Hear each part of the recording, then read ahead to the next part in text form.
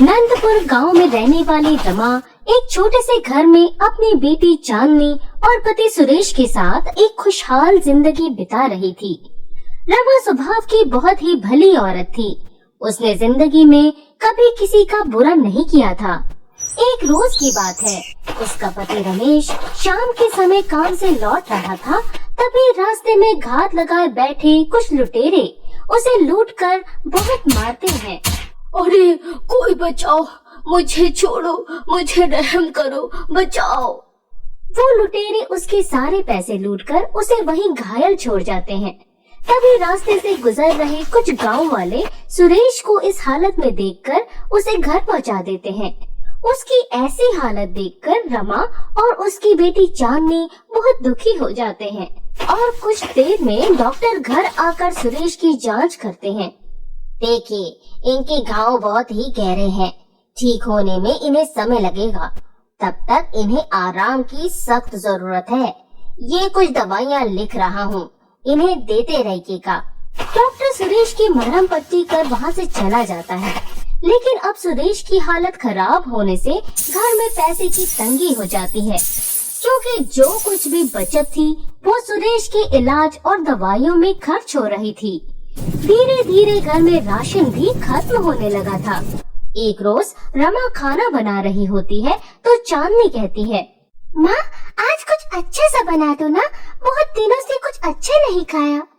वो आज तो खाना बन गया है, मैं कल कुछ अच्छा बना दूंगी। हाँ, कोई बात नहीं माँ, मैं समझती हूँ, मुझे ही जिद नहीं करनी चाहिए। आप हाथ मुंह धो लो, मैं खाना परोसती हूँ। इस हालात ने तो मेरी बेटी को भी समझदार बना दिया है। भगवान, कुछ तो मदद कर। रमा मुंह धोकर खाने बैठती है कि तभी उसके दरवाजे पर एक साधु दस्तक देता है।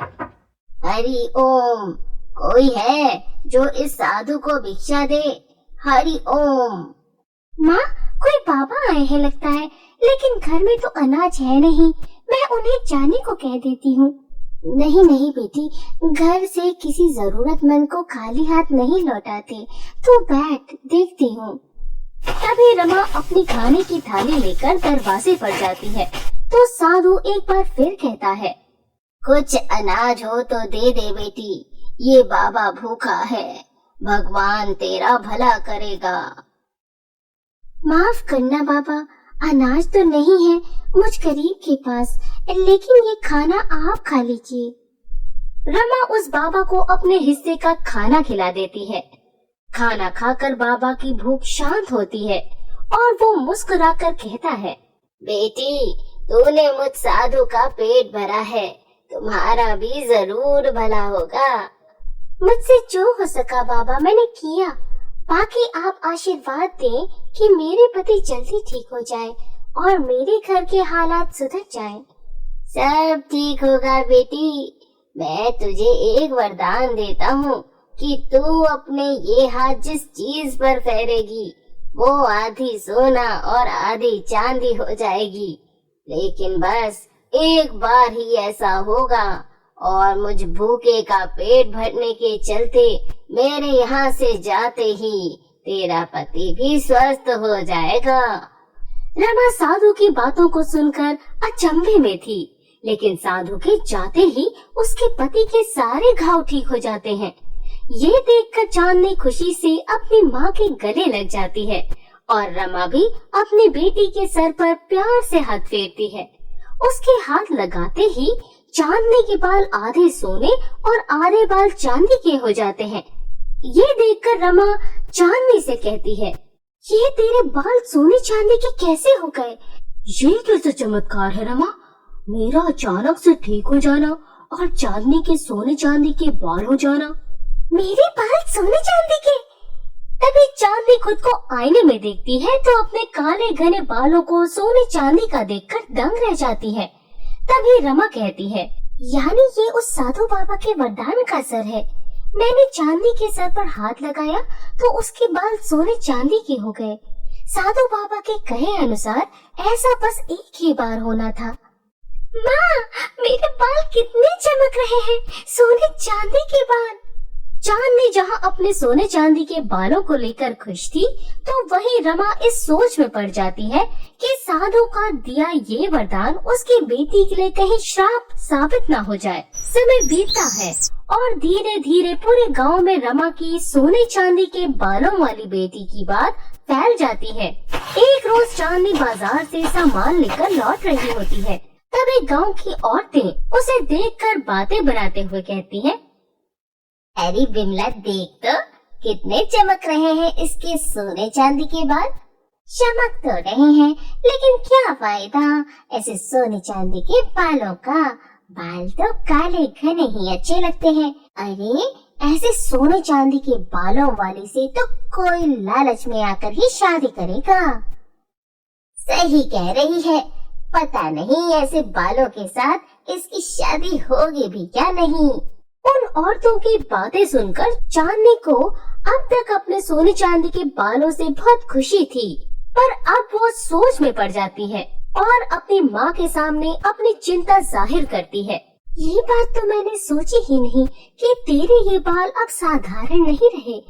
ऐसे में तेरी शादी का क्या होगा? हाँ रमा, वैसे भी अब चांदनी की शादी की उम्र हो चुकी है और परसों मेरा दोस्त एक लड़के का रिश्ता भी बता रहा था। हमें अब चांदनी के हाथ पीले कर देने चाहिए। चांदनी के माता पिता अब चांदनी के लिए रिश्ता देखना शुरू कर देते हैं।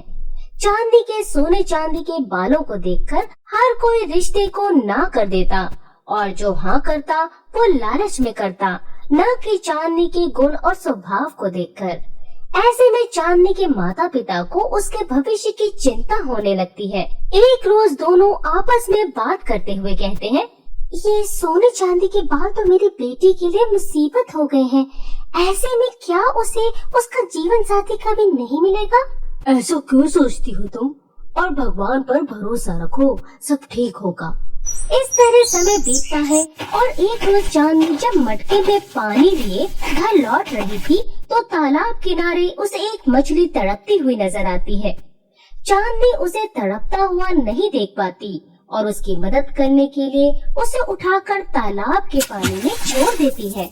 तभी उस रास्ते से एक राजकुमार अपने सैनिकों के साथ शिकार से लौट रहा होता है, तो उसकी नजर तालाब के पास खड़ी चांदनी पर जाती है और वो उसके सोने चांदी के बालों को देखकर हैरान रह जाता है और चांदनी से कहता है, सुनो, कौन हो तुम? और ये तुम्हारे सोने चांदी के बाल क्या असली हैं? जी, मेरा नाम चांदनी है और हाँ, ये मेरे सोने चांदी के बाल असली हैं। वो तो मैं इस मछली की मदद करने के लिए रुक गई थी। हाँ, मैंने देखा कि किस तरह तुमने उस तड़पती हुई मछली की मदद की, उसे पानी में डालकर नया जीवन दिया। तुम बहुत ही दयालु हो। ये तुम्हारे सोने चांदी के बाल तो बहुत ही अद्भुत है। क्या तुम मेरी भी मदद कर सकती हो?